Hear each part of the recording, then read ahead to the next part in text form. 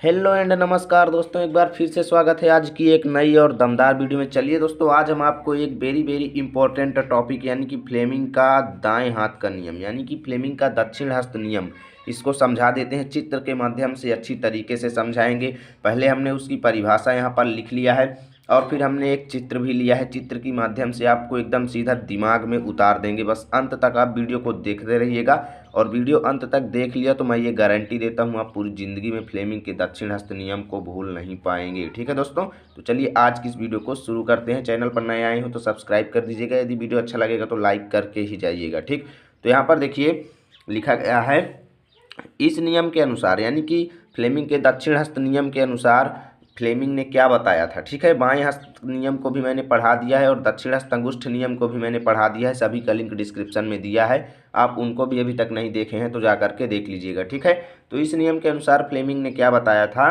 कि अपने दाएं हाथ की तर्जनी यानी जो दायां हाथ है उसमें बाएं हाथ के नियम में बाएं हाथ की तर्जनी के बारे में कहा था और इसमें उन्होंने कहा था कि दाएं हाथ की तर्जनी मध्यमा तथा अंगूठे को इस प्रकार फैलाइए, यानी कि दाएं हाथ को हमें अपने दाएं हाथ की जो ये तर्जनी यानी ये वाली अंगूठी है और उसके बाद तर्जनी यानी ये वाली उंगली और मध्यमा और अंगूठे को इस प्रकार फैलाना है, ये तीनों एक दूसरे के लंबवत हो जाएं, परस्पर 90 डिग्री हो, यानी कि तीनों एक दूसरे के ऊपर 90 डिग्री का कोण बनाती हो। अभी हम आपको चित्र दिखा करके समझाएंगे। ठीक है, तो हमें याद रखिए कि हमें अपने दाएं हाथ की तर्जनी, मध्यमा और अंगूठे को इस प्रकार फैलाना है, ये तीनों एक दूसरे के परस्पर लंबवत हो जाएं, 90 डिग्री के कोण पर रहें। ठीक है, तब फिर क्या होगा, यदि तर्जनी जो है वो चुंबकीय क्षेत्र की दिशा की ओर संकेत करेगी, यानी जो हमारी तर्जनी उंगली है वो यदि चुंबकीय क्षेत्र की दिशा की ओर संकेत करती है तथा अंगूठा जो है वो चालक की गति की दिशा की ओर संकेत करता है, तो उन्होंने क्या बताया था, ध्यान दीजिएगा। फ्लेमिंग ने कहा था कि यदि हम अपने दाएं हाथ की तर्जनी, मध्यमा और अंगूठे को इस प्रकार फैलाएं कि ये तीनों एक दूसरे के 90 डिग्री पर कोण बनाएं, तो फिर क्या होगा कि यदि तर्जनी जो है वो चुंबकीय क्षेत्र की दिशा की ओर संकेत करेगी और अंगूठा जो है वो चालक की गति की दिशा की ओर संकेत करेगा, तो हमारी मध्यमा जो है, कौन, हमारी मध्यमा उंगली, तो हमारी मध्यमा उंगली जो है वो चालक में प्रेरित विद्युत धारा की ओर संकेत करती है। मुख्य यही है कि जो हमारी मध्यमा उंगली जो है वो चालक में प्रेरित विद्युत धारा की ओर संकेत करती है। इस नियम को फ्लेमिंग का दक्षिण हस्त नियम कहते हैं। ध्यान दीजिएगा, मध्यमा जो है वो चालक में प्रेरित विद्युत धारा की ओर इशारा करेगी। ठीक है, चलिए अब हम आपको इसी नियम को चित्र के अनुसार आपको समझाते हैं।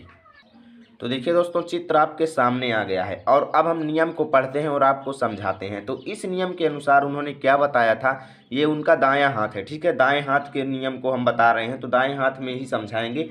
दाएं हाथ की तर्जनी उंगली ये वाली होती है दोस्तों, इसी को तर्जनी कहा जाता है। ठीक, तो उन्होंने कहा कि अपने दाएं हाथ की तर्जनी, मध्यमा ये उंगली है तथा अंगूठा ये है। ठीक है, तीनों को एक दूसरे के इस प्रकार फैलाना है कि तीनों एक दूसरे के 90 डिग्री पर रहें। तो यहाँ पर देखें तो ये इसके 90 डिग्री पर है और ये इसके 90 डिग्री पर है, तीनों एक दूसरे के 90 डिग्री पर हैं। ओके दोस्तों, तीनों एक दूसरे के 90 डिग्री पर रहें, तब क्या होगा कि यदि तर्जनी जो है यानी ये उंगली जो है वो चुंबकीय क्षेत्र की दिशा को दर्शा रही है, तर्जनी किसे दर्शा रही है, चुंबकीय क्षेत्र की दिशा को, और जो हमारा अंगूठा है वो चालक की गति की दिशा को बता रहा है, तो जो मध्यमा उंगली होगी यानी ये जो हमारी मध्यमा उंगली है ये इसके ऊपर यानी चालक के ऊपर प्रेरित विद्युत धारा की दिशा को निरूपित करेगी। तो मध्यमा उंगली जो है ये किसको निरूपित करेगी, चालक में जो विद्युत धारा लग रही है उसकी दिशा को ये बताएगी। ठीक है, तो चालक में प्रेरित विद्युत धारा की दिशा ज्ञात करने के यदि क्वेश्चन आएंगे तब वहाँ पर आप इस नियम को लागू करके ज्ञात करेंगे। ठीक है,